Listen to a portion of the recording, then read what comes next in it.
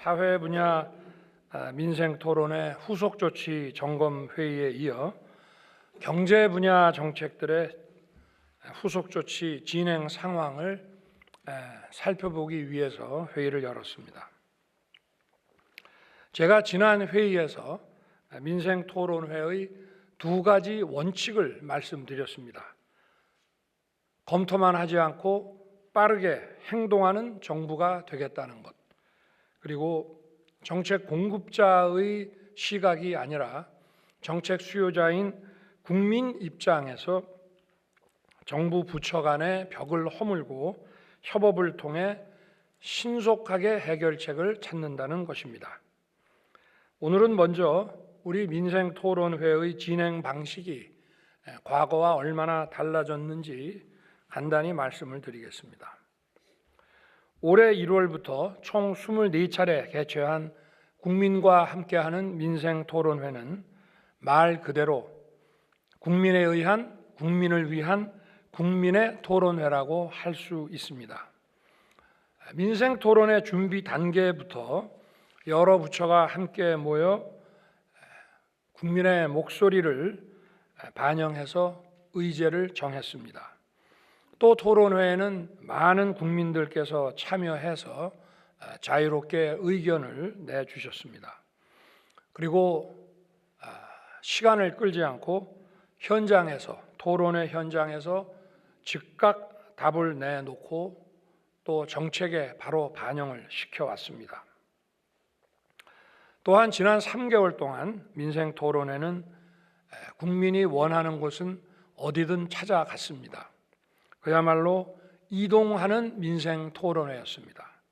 제가 민생토론회를 위해서 이동한 거리가 서울, 부산의 10배가 넘는 5,570km에 달했습니다. 또 민생토론회에서 참석한 국민들을 만난 분들이 1,813분이나 됩니다.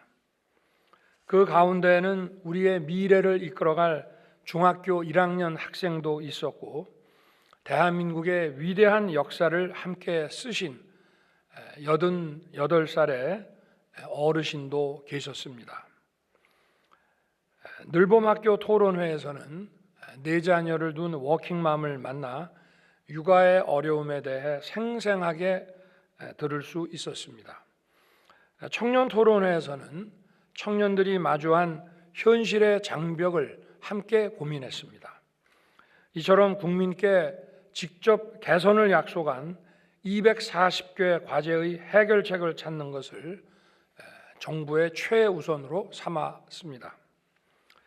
오늘 점검할 주택, 교통, 세제, 소상공인, 중소기업 등 경제 분야의 정책은 국민의 삶과 아주 밀접한 과제들입니다. 그래서 먼저 시행할 수 있는 과제들은 즉시 이행했습니다. GTX-A 개통, 소상공인 전기료 감면, 대출 갈아타기 서비스, 부가가치세 간이 과세자 기준 상향, 휴대폰 지원금 확대 등은 이미 시행되고 있습니다. 아울러 법률 제정과 개정이 필요한 사안의 경우에는 정부가 할 수 있는 하위 법령 개정은 상반기에 최대한 마무리하고 늦어도 올해 안에 모두 끝낼 계획입니다. 또한 국회에 계류 중인 민생 법안들이 21대 국회 임기 내에 통과될 수 있도록 최선을 다하고 있습니다. 대형마트가 평일에 쉬도록 하는 유통산업발전법의 개정, 재건축 안전진단 규제를 완화하는 도시 및 주거환경정비법의 개정, 통신요금 인하를 위한 단말기 유통법의 폐지, 이런 것들은 모두가 중요하고 시급한 법안들입니다. 민생토론회에서 논의된 내용들을 담은 법안들은 최대한 빨리 준비해서 22대 국회가 구성이 되면 바로 제출하고 신속히 통과될 수 있도록 최선을 다할 것입니다. 현재 기업 밸류업 지원을 위한 조세 특례 제한법, 노인 복지주택 실버타운 활성화를 위한 노인복지법 개정 등을 준비하고 있습니다. 아울러 올해 예산으로 할 수 있는 사업들은 예산 집행 속도를 높여서 즉시 집행할 것입니다. 그리고 내년 2025년에 추진할 사업들은 빠짐없이 예산에 반영하겠습니다. 그러면 각각 민생토론회에서 다뤘던 구체적인 과제들이 실제로 그 후속 조치가 어떻게 진행되고 있는지 간단히 말씀드리겠습니다. 먼저 지난 1월 4일 첫 번째 민생토론회에서 논의한 기업의 설비 투자에 대한 임시투자세액 공제 연장 법안을 바로 준비해서 2월에 발의했습니다. 개인 투자자들의 피해를 막기 위해 공매도를 금지하고 공매도의 부작용 해소를 위한 제도 개선과 전산 시스템 구축도 현재 추진 중입니다. 물가 안정을 위해 가격 할인을 지원하고 농식품, 과일 등의 할당 관세 규정을 함께 개정하여 공급을 확대하고 시장 가격을 낮추기 위해 노력하고 있습니다. 또한 국민 부담 완화를 위해 20여 년 만에 최초로 부담금 제도를 전면 정비했습니다. 현재 91개의 부담금을 전수조사하여 학교용지 부담금 등 18개 부담금을 폐지하고 전력산업 기반 기금 등 14개 부담금을 정비하여 국민 부담을 연간 2조 원 절감하였습니다. 1월 10일 두 번째 민생토론회에서는 주민의 자유로운 선택에 따라 재개발과 재건축을 추진하겠다고 말씀드렸습니다.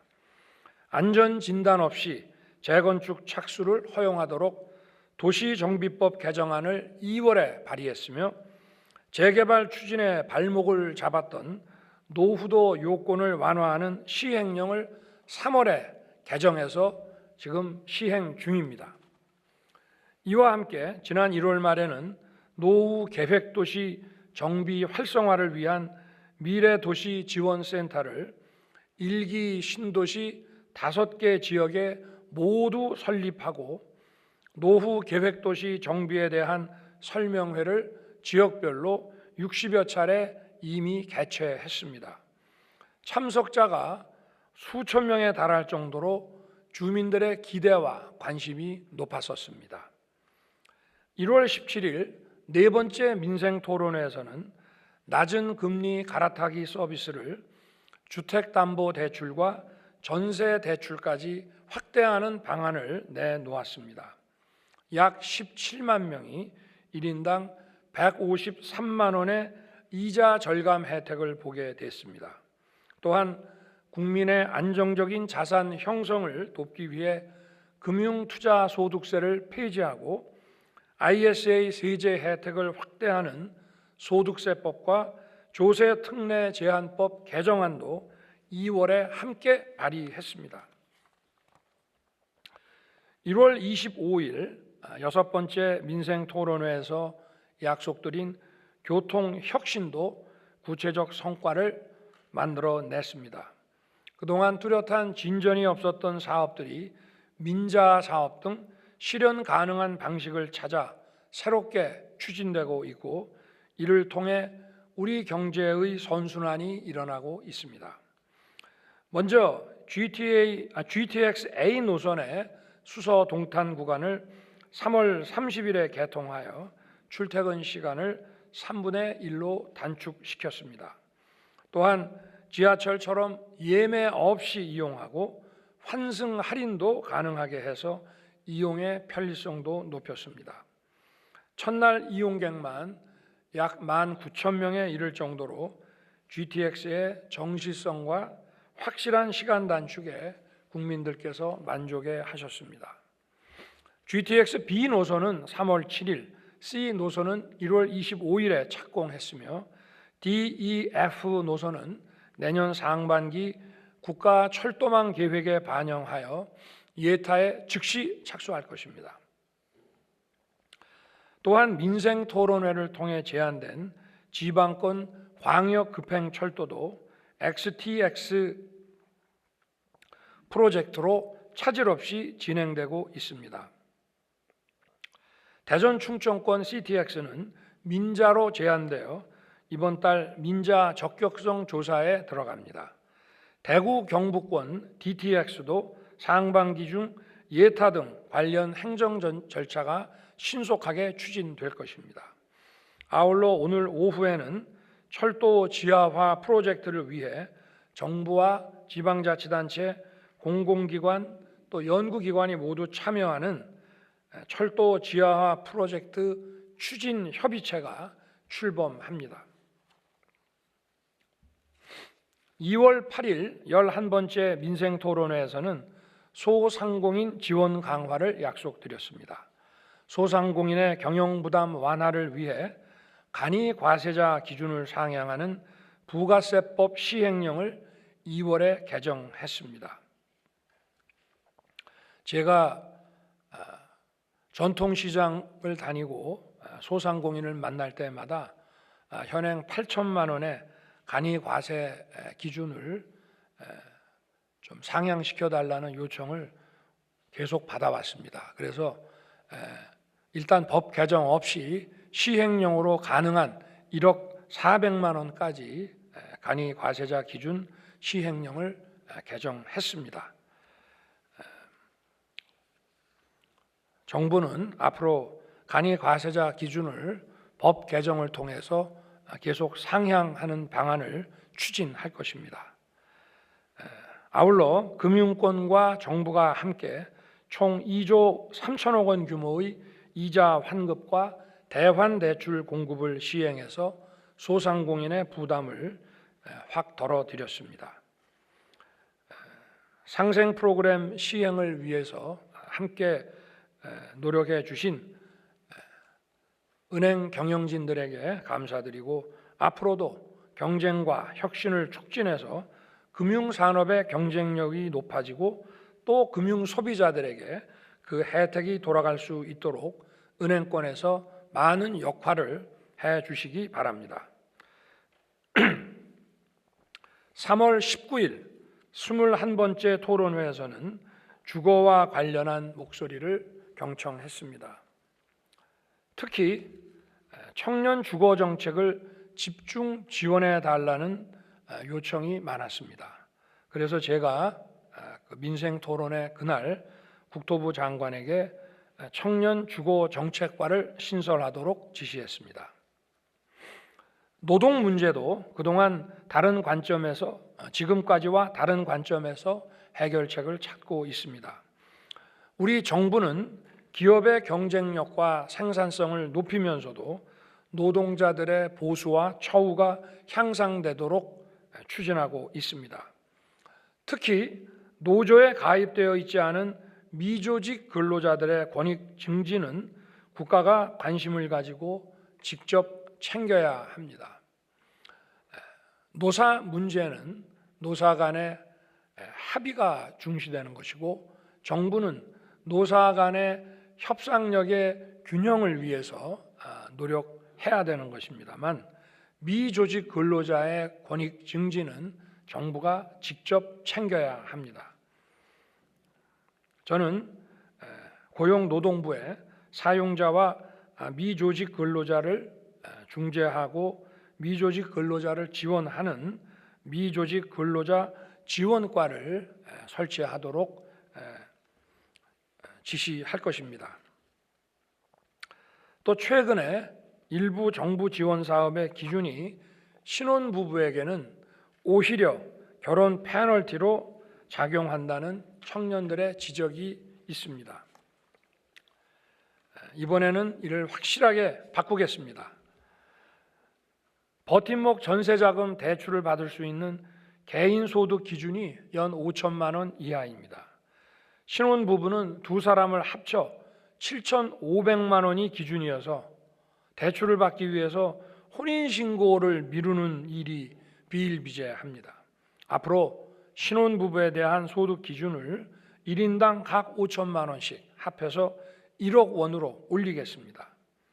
그리고 신생아 출산 가구의 주택 구입과 전세를 지원하는 신생아 특례 대출의 부부 합산 소득 기준도 1억 3천만 원에서 2억 원으로 높이겠습니다.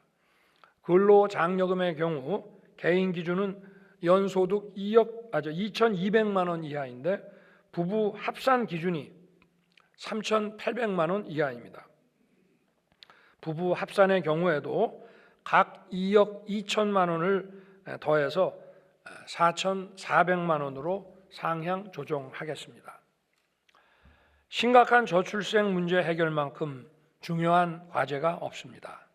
무엇보다 맞벌이 부부들의 육아 부담을 덜어주는 것이 중요합니다.